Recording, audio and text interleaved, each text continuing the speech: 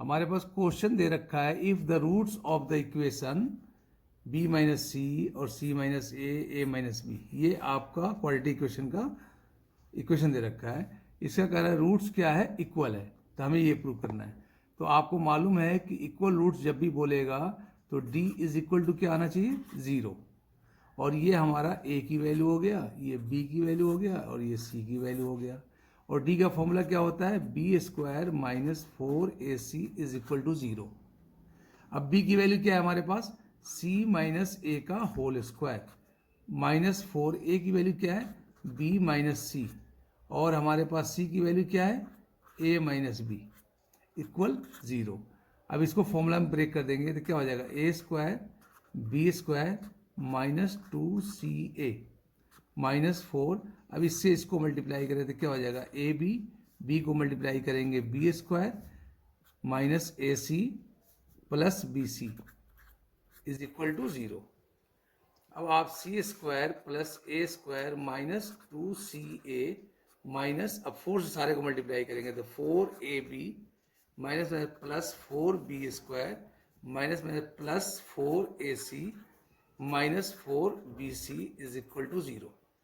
अब आप ध्यान से देखो, C square plus A square, इसे हम यहाँ लिख सकते हैं प्लस 4b स्क्वायर। अब यहाँ आप 4ac और 2ca दोनों सेम चीज़ है, तो ये प्लस है ये माइनस है, तो प्लस वाला बड़ा है तो 2ac आ जाएगा माइनस 4ab और minus 4bc is equal to 0। अब इसे हम लिख सकते हैं सी स्क्वायर ए स्क्वायर प्लस, इसे क्या लिख सकते हैं 2b का होल स्क्वायर। अब आप ध्यान से पढ़ो identity, A square B square C square plus 2ab A B, तो आपका ये टर्म आ गया प्लस 2ca तो 2a और ये 2b plus 2ca 2b plus c is equal to 0। अब जहाँ जहाँ देखो कि आपके पास b का टर्म है वहाँ माइनस आ रहा है, तो यहाँ हमने माइनस लगा दिया, यहाँ माइनस लगा दिया, यहाँ माइनस लगा दिया। अब ये पढ़ेंगे तो A square B square C square 2ab 2bc plus 2ca, उसका आइडेंटिटी होता है a plus B plus C का whole square is equal to 0। C plus A plus minus 2b is equal to 0।